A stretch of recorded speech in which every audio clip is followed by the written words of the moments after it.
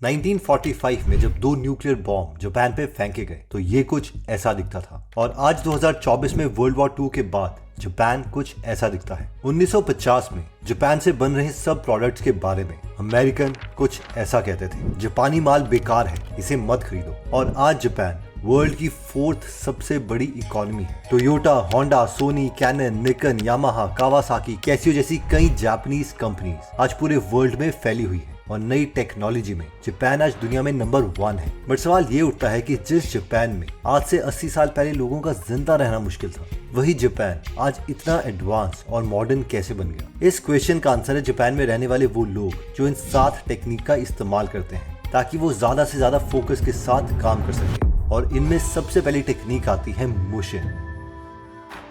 यह है UFC champion Alex, जिनको चैंपियन फाइट के बीच में इनके ओपोनेंट ने एक इलीगल किक मार दी। पीछे रेफरी ये नोटिस करके टाइम आउट डिक्लेयर करने वाला था क्योंकि रेफरी को लगा कि एलेक्स इस किक का असर अब झेल नहीं पाएगा और उसने इस फाइट को रुकवाना चाहा। लेकिन किक से एलेक्स को कोई भी फर्क नहीं पड़ा। वो अपने ओपोनेंट पर इतना ज्यादा फोकस था कि वो बिना देखे ही रेफरी को साइड कर देता है और फाइट को कंटिन्यू रखता है और इससे अगले ही सेकंड एलेक्स अपने ओपोनेंट को नॉकआउट कर देता है और ये मैच वो जीत जाता है। और यहाँ जो टेक्निक एलेक्स यूज कर रहा है उसका नाम है मुशिन, यानी कि एम्प्टी माइंड। ये एक ऐसा स्टेट है जहाँ पर हमारे माइंड में कुछ भी नहीं चल रहा होता और हमारा पूरा ध्यान और फोकस सिर्फ अपने टारगेट पर होता है। मुशिन के 3 प्रिंसिपल्स हैं जो कि हम फॉलो कर सकते हैं। सबसे पहला है एब्सेंस ऑफ डिस्ट्रैक्शंस। यहाँ पर एलेक्स ने किसी भी चीज से खुद को डिस्ट्रैक्ट नहीं होने दिया, भले ही उसके ओपोनेंट ने उसे इलीगल किक ही क्यों ना मारी हो। मुशिन का सेकंड प्रिंसिपल है हैविंग अ क्लियर माइंड। हमारे दिमाग में कोई भी थॉट या इमोशन नहीं होना चाहिए जो हमें डिस्ट्रैक्ट कर दे अपने काम पर फोकस करने से। और थर्ड, अवॉइड अनइम्पोर्टेंट थिंग्स, जिसका मतलब है किसी भी चीज पर अटेंशन उतना ही दो जितनी जरूरत है और जो भी चीज इंपॉर्टेंट नहीं है उसे अवॉइड करो। जापान के लोग जो दूसरी टेक्निक यूज करते हैं उसको बोलते हैं किंत्सुगी।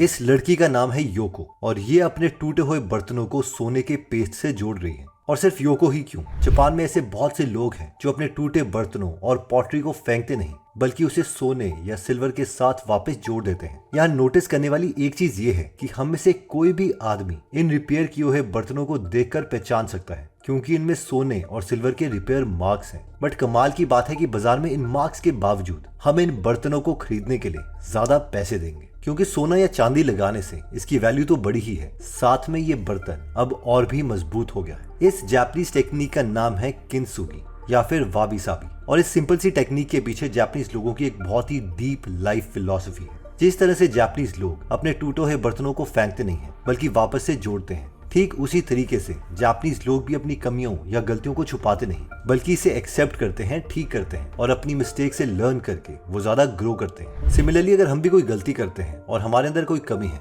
तो हम ये चीजें कर सकते हैं। 1, हमें अपनी कमियों को और उसके पीछे रूट कॉज को आइडेंटिफाई करना है। नंबर 2, हमें अपनी गलतियों और वीकनेस को एक्सेप्ट करना है और उन्हें दुनिया के सामने प्राउडली दिखाना है, ना कि उन्हें छुपाना चाहिए। ऐसा इसलिए क्योंकि हमें से ज्यादातर लोग लाइफ में कभी ना कभी मिस्टेक करते ही हैं। और नंबर 3, जिस तरह टूटे हुए बर्तन गोल्ड या सिल्वर से जोड़े जाने पर बहुत ज्यादा मजबूत हो जाते हैं, ठीक उसी तरीके से जब हम अपनी मिस्टेक्स को औरों के सामने एक्सेप्ट करते हैं तो हम भी बहुत मेंटली स्ट्रांग हो जाते हैं। थर्ड टेक्निक आती है कोकुरोजाशी।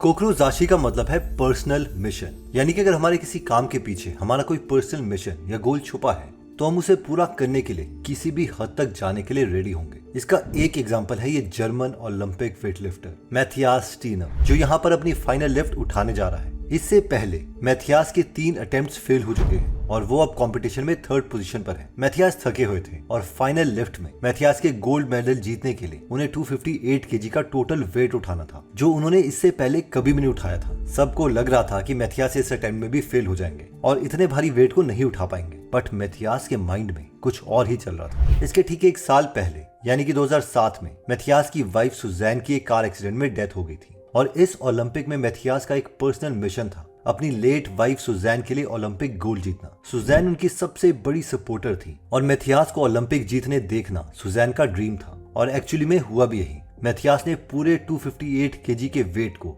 अपने कंधे पर उठा लिया। सबको लगा कि इस भार को अब वो अपने सर के ऊपर नहीं उठा पाएंगे, पर मैथियास ने ये स्टेप भी कर दिया और अपना कंपटीशन जीत लिया। इसके तुरंत बाद मैथियास बहुत ज्यादा इमोशनल हो गए और अपनी वाइफ को याद करके जोर जोर से रोने लगे। एंड में जब उन्हें गोल्ड मेडल दिया गया तो मैथियास ने इसे अपनी वाइफ की फोटो के साथ सेलिब्रेट किया। मैथियास ये इम्पॉसिबल सा टास्क इसीलिए कर पाया क्योंकि इस मिशन के पीछे उनकी लेट वाइफ की मेमोरी थी और इसी कोकोरो जाशी प्रिंसिपल के चलते उन्हें इम्पॉसिबल से लगने वाले टास्क को पॉसिबल कर दिया, जो कि नॉर्मल सिचुएशन में शायद वो कभी भी नहीं कर पाते। नेक्स्ट टेक्निक आती है शू हारी। इसमें 3 पार्ट्स हैं। शू यानी फॉलो द रूल्स, हाँ यानी break the rules, and re यानी मेक योर ओन रूल्स। इसका एक फेमस एग्जांपल है इलॉन मस्क, जिसने सबसे पहले शू इस्तेमाल किया यानी फॉलो द रूल्स। इस स्टेज में उन्होंने स्पेस के एक्सपर्ट से रॉकेट्स बनाना सीखना स्टार्ट किया, उनसे सारे रूल्स पूछे, डीप कॉन्सेप्ट्स पूछे और इन कॉन्सेप्ट्स को वो सीखते रहे। फिर इसके बाद आया स्टेज सेकंड, हाँ यानी ब्रेक द रूल्स। इस स्टेज में उन्होंने और उनकी टीम ने रीयूजेबल रॉकेट्स बनाए, उन्हें टेस्ट किया, वर्टिकली वापस अर्थ में भी लैंड करवाया और फाइनली अब वो स्टेज 3 में है यानी रा, मेक योर ओन रूल्स। इस स्टेज में अब वो ऐसे काम कर रहे हैं जो बाकियों के लिए ऑलमोस्ट इम्पॉसिबल है, जैसे कि फैल्कन 9 रॉकेट्स के आगे स्पेस कैप्सूल लगा के उन्होंने 2 एस्ट्रोनॉट्स को इंटरनेशनल स्पेस स्टेशन भेजा। अब इससे पहले कि हमें से कई लोग बोलें कि अरे स्पेस स्टेशन तो एस्ट्रोनॉट्स रेगुलरली जाते ही रहते हैं, लेकिन ये फीट अमेजिंग इसीलिए है क्योंकि 1 स्पेसएक्स एक प्राइवेट कंपनी और 2 2011 के बाद अमेरिका ने अपना स्पेस शटल प्रोग्राम लॉन्च करना बंद कर दिया था और अमेरिका को जब भी अपना एस्ट्रोनॉट इंटरनेशनल स्पेस स्टेशन में पहुंचाना होता था तो वो रशियंस की मदद लेते और रशियन के रॉकेट में हर एक सीट की कीमत 510 करोड़ रुपए थी। यानी एक एस्ट्रोनॉट को स्पेस स्टेशन तक पहुंचाना और उसे वापस अर्थ में लाने के लिए उन्हें 510 करोड़ रुपए खर्चने पड़ते थे। लेकिन स्पेसएक्स के इस मिशन के बाद अब प्राइवेट कंपनीज भी एस्ट्रोनॉट को मून में भिजवा रही है। जापानीज का नेक्स्ट कॉन्सेप्ट आता है इकिगाई।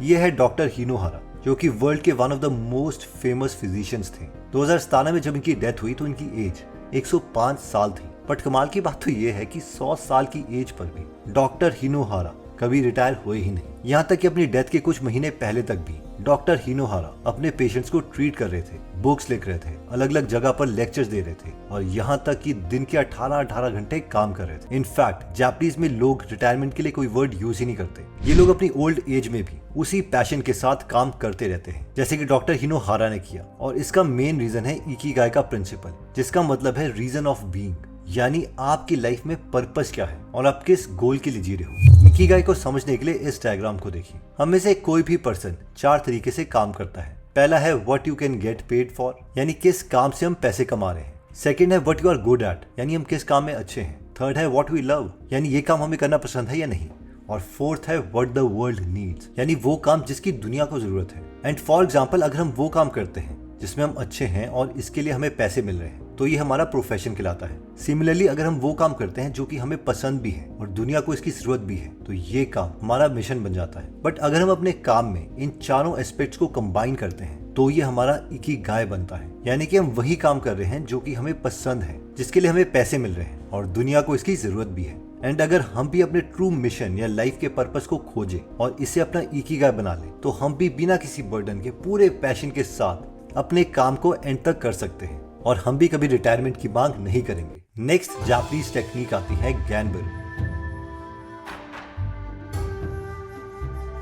जिसका मतलब है हर वक्त अपना बेस्ट देते रहना, भले ही हमारे सामने कितने ही चैलेंजेस और फेलियर्स क्यों ना हो। हमें पॉजिटिव एटीट्यूड के साथ बस अपना बेस्ट देते रहना है, अपनी लिमिट्स को पुश करते रहना है और कभी भी हार नहीं माननी। इसका एक एग्जांपल है वर्ल्ड वॉर 2 का एक यंग सोल्जर जिसका नाम शॉइची था और ये जापानीज आर्मी की तरफ से गुआम नाम के एक आइलैंड में पोस्टेड था। 1944 में जब अमेरिका ने इस आइलैंड को कैप्चर किया तो शॉइची को उसके सीनियर ने ऑर्डर दिया, शॉइची भले ही कुछ भी हो जाए तुम्हें सरेंडर नहीं करना है। और शॉइची ने इसी ऑर्डर को फॉलो किया और अपने 9 सोल्जर्स के साथ वो गुआम में छिप गया। बट सबसे सरप्राइजिंग बात तो ये है कि अगले ही साल यानी कि 1945 में वर्ल्ड वॉर खत्म हो गई और जापान ने सरेंडर कर दिया। बट जापान से हजारों किलोमीटर दूर होने के चलते शॉइची को ये पता ही नहीं चला कि वर्ल्ड वॉर तो खत्म हो गई है और इसलिए वो अगले 27 सालों तक अपने सोल्जर के ऑर्डर को फॉलो करता रहा ये सोचते हुए कि मेरे सुपीरियर्स ने मुझे छुपने का ऑर्डर दिया है और मैं तब तक छुपा रहूंगा जब तक वापस मुझे ऑर्डर नहीं मिलते। फाइनली 24 जनवरी 1972 को जब कुछ लोगों ने सोइची को ढूंढ निकाला, तभी जाके सोइची को पता चला कि वर्ल्ड वॉर 2 तो 27 साल पहले खत्म हो चुकी है। बट इसके बाद भी सोइची को इसका रिग्रेट नहीं हुआ, बल्कि उसने जापान के राजा को जाकर कहा, मुझे रिग्रेट है कि मैं टाइम पर जापान की सेवा नहीं कर पाया, बट जरूरत पड़ने पर अभी भी मैं आपकी और जापान की सेवा करने के लिए हमेशा रेडी हूँ। कैनबरू टेक्निक का एक और अमेजिंग एग्जाम्पल है बेथनी हैमिल्टन, जो कि एक प्रोफेशनल सर्फर है। बेथनी जब 13 साल की थी तभी एक शार्क के अटैक से उन्होंने अपना बायां हाथ खो दिया। बेथनी शुरू से ही सर्फिंग करना चाहती थी, बट सिर्फ एक हाथ से सर्फिंग करना ऑलमोस्ट इम्पॉसिबल था। बट बेथनी ने हार नहीं मानी, उन्होंने वापस जीरो से सर्फिंग स्टार्ट की। एक हाथ से सर्फ करना उन्होंने सीखा और एक्सीडेंट के सिर्फ 1 महीने बाद वो वापस सर्फिंग करने लगी। आगे चलकर बेथनी ने कई नेशनल और इंटरनेशनल सर्फिंग चैंपियनशिप जीते और इन पर सोल सर्फर नाम की एक मूवी भी बनाई गई। इन दोनों एग्जाम्पल से हमें किसी भी सिचुएशन में कभी भी गिव अप ना करने का लेसन मिलता है, भले ही हमारे सामने कोई भी चैलेंज क्यों ना हो। 7th टेक्निक आती है शोशिन।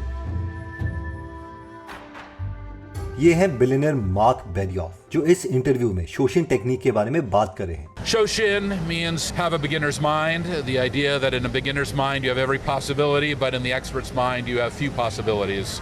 शोशिन का मतलब होता है बिगिनर्स माइंड, और मार्क यहाँ अपने बिजनेस में इसी बिगिनर माइंड के इंपॉर्टेंस को बता रहे हैं। मार्क के अकॉर्डिंग हमारे पास 2 तरह की टेक्निक्स हैं। पहला है एक्सपर्ट माइंडसेट, जिसमें हम अपने एक्सपीरियंस के बेसिस पर सोचते हैं, डिसीजंस लेते हैं। सेकंड है बिगिनर्स माइंड, जिसमें हम बिल्कुल ही एक बिगिनर जिसे सब्जेक्ट के बारे में कुछ भी नहीं पता उसकी तरह सोचते हैं, चीजों को बिल्कुल एक नए पर्सपेक्टिव से देखते हैं। मार्क के according beginners mind thinking expert mind thinking level से कहीं ज्यादा बेटर है, क्योंकि बिगिनर्स माइंड में हम फ्री होकर चीजों को एक यूनिक पर्सपेक्टिव से देख सकते हैं, नई चीजें सीख सकते हैं, जो कि एक एक्सपर्ट माइंड के लिए पॉसिबल नहीं है। इवन मार्क भी इसी माइंडसेट से अपनी कंपनी को ग्रो करते हैं। वो हर साल इसके लिए एक मीटिंग करते हैं, एक खाली ब्लैंक शीट लेते हैं और उसमें वो कई सारे क्वेश्चंस लिखते हैं, जैसे कि 1, हमें इस साल क्या अचीव करना है, हमारे लिए सबसे ज्यादा इंपॉर्टेंट क्या है, हम इन गोल्स को कैसे अचीव करेंगे, हमें अपने गोल तक पहुंचने के लिए क्या चीज रोक रही है। बिल्कुल फ्रेश माइंड से एक ब्लैंक शीट पर एक क्वेश्चन पूछकर वो आइंस्टीन-ल्यूंग इफेक्ट को प्रिवेंट करते हैं, जिसका मतलब है कि हर आदमी के पास उसके पास्ट एक्सपीरियंसेस होते हैं, जो कि कई केसेस में उन्हें अच्छा डिसीजन लेने में हेल्प करते हैं और कई केसेस में वो एक्सपीरियंसेस हमने गलत परसीव किए होते हैं। इसलिए मार्क और उनकी टीम अपने पुराने सारे एक्सपीरियंसेस को भूलकर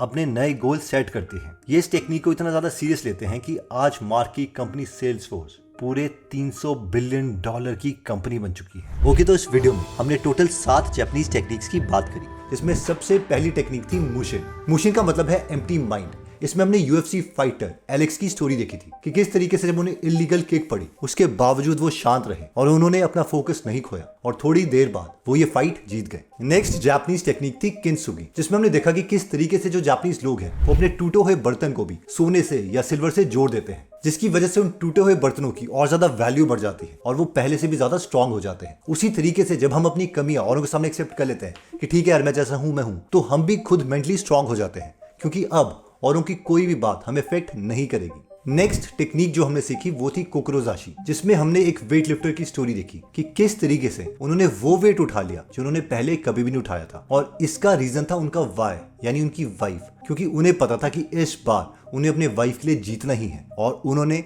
इस चीज को कर दिखाया। एक बहुत इंपॉर्टेंट कॉन्सेप्ट है कि जो ऑब्सेशन है वो बहुत ज्यादा स्ट्रांग है डिसिप्लिन से, और डिसिप्लिन जो है वो स्ट्रांग है मोटिवेशन से। यानी एक बार अगर आपको ऑब्सेशन हो गया तो आपको डिसिप्लिन की भी जरूरत नहीं है, आपको मोटिवेशन की भी जरूरत नहीं है, आप बस उस चीज के लिए फुली फोकस्ड काम करते रहोगे और फिर आपको नहीं पता चलेगा कि कब रात के 12 बज रहे हैं या सुबह के 5 बज रहे हैं। नेक्स्ट कॉन्सेप्ट जो हमने सीखा था वो था शूहारी, जिसका मतलब है know the rules, break the rules and make your own rules. इसमें हमने इलॉन मस्क का एग्जांपल देखा कि शुरू में तो उन्होंने सारे मेंटर से सीखा कि रॉकेट बनाते कैसे, उसके बाद इन्होंने इन रूल्स को तोड़ दिया और रॉकेट को वर्टिकली लैंड किया, जो पहले कभी भी नहीं हुआ था। और फाइनली एक प्राइवेट कंपनी होने के बावजूद उन्होंने रिसेंटली 2 एस्ट्रोनॉट्स को इंटरनेशनल स्पेस स्टेशन पहुंचाया। अमेरिका ये काम पिछले बहुत सालों से नहीं कर रहा था, उन्हें रशिया की मदद लेनी पड़ती थी इस काम के लिए, लेकिन अब अमेरिका वाले खुद इस चीज को कर रहे हैं, just because Elon Musk followed this particular rule.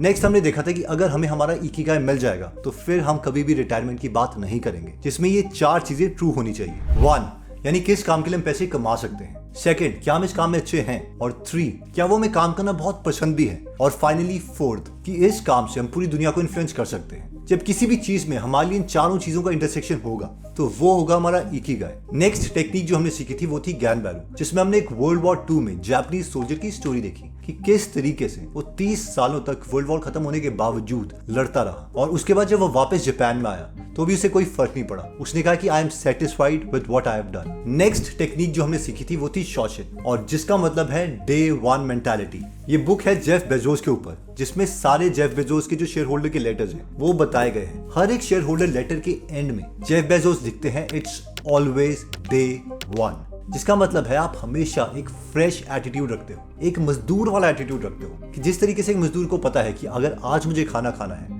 तो मैं कल वाले काम पे निर्भर नहीं कर सकता। यानी आज मुझे एक फ्रेश स्टार्ट, एक बिल्कुल बिगनर माइंड के साथ स्टार्ट करना पड़ेगा, क्योंकि जिस मोमेंट पर डे सेकंड आता है, यानी पीछे किए हुए हम काम पर ज्यादा डिपेंड करने लगते हैं कि अरे यार मैंने तो पहले भी इतना ज्यादा पैसे कमाए हैं या इतनी ज्यादा अच्छी इन्वेस्टमेंट्स करी है, उस दिन हमारा डाउनफॉल स्टार्ट हो जाता है। हमने टोटल 7 जापानीज टेक्निक्स की बात करी। इसमें मेरी 2 फेवरेट टेक्निक्स हैं, one is kaizen and second one is Ikigai, और इन दोनों की बुक समरी का लिंक मैं नीचे डिस्क्रिप्शन में दे दूंगा, और गीगल ऐप में आप इन दोनों बुक्स की समरी सुन सकते हैं, जहां पर 200 से ज्यादा बुक समरीज अवेलेबल है। और यहाँ पर आप देख सकते हैं 1.5 लाख से ज्यादा लोगों ने इसे 4.8 स्टार की रेटिंग दी है, और किस तरीके के वो कमेंट कर रहे हैं आप वो भी देख सकते हैं। इन शॉर्ट आप भी लोगों की तरह सब कुछ सीख सकते हैं। मिलते हैं दोबारा नेक्स्ट वीडियो में। जय हिंद।